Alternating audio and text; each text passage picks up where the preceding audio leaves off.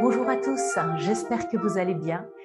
Eh bien, écoutez, je suis très heureuse de vous annoncer que je prépare une nouvelle émission qui sera diffusée sur la chaîne PDA TV. Pour ceux qui ne la connaissent pas, c'est une chaîne sur Internet et je vous mets le lien sous cette vidéo pour que vous puissiez aller la découvrir.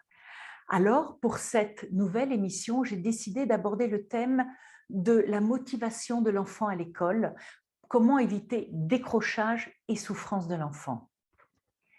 Bien sûr, si j'ai choisi ce thème, ça n'est pas par hasard. C'est parce que j'y ai été confrontée de plein fouet et personnellement 3 fois dans ma vie. La première fois, c'est dans le cadre de ma propre enfance. Ben, écoutez, j'ai découvert mon sport, la natation artistique, à l'âge de 12 ans. À 14 ans, j'étais en équipe de France. À 15 ans, j'ai été convoquée par l'équipe pédagogique de mon lycée qui considérait que je n'avais pas le niveau pour suivre une scolarité normale en lycée. Et ils m'ont posé 2 choix. Soit j'arrêtais la compétition et je pouvais disposer d'une équipe pédagogique qui allait m'accompagner pour me permettre de remonter mon niveau scolaire, soit je quittais le lycée. Et j'ai eu la chance extraordinaire que mes parents me laissent choisir.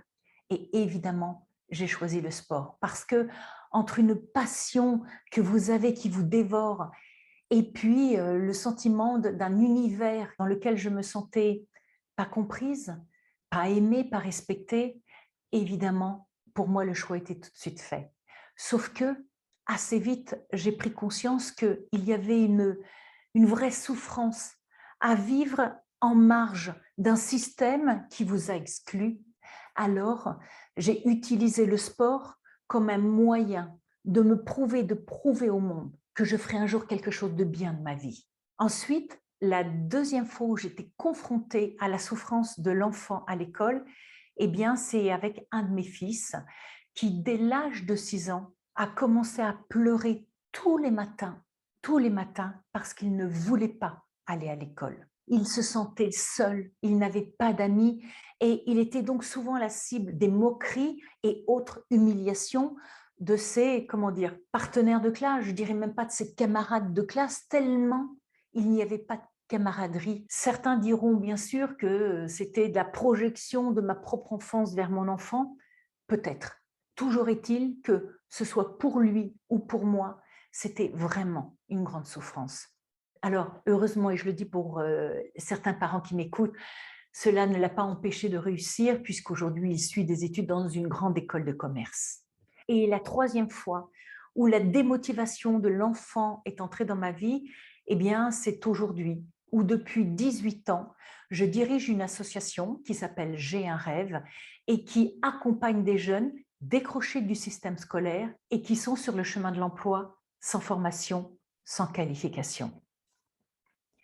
Il y a autant de raisons que l'enfant décroche qu'il y a de cas, même si ces raisons sont regroupées à travers de grandes catégories. Et c'est tout cela que j'aborderai sur PDA TV avec mon invité expert, le docteur Jean-Luc Aubert.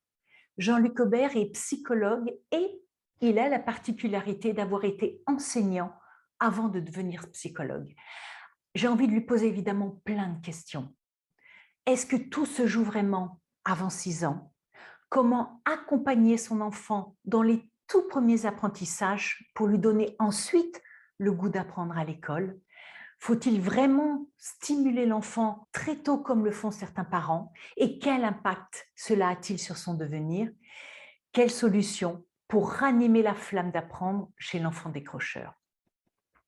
Mais peut-être en avez-vous aussi. Alors n'hésitez pas à poser vos questions sous cette vidéo, à commenter, à témoigner, à expliquer la situation que vous vivez avec votre enfant. Nous regarderons tout ça avec Jean-Luc Aubert sur PDA TV et j'espère que nous vous apporterons plein de réponses, plein de solutions. En attendant, je vous dis à très bientôt.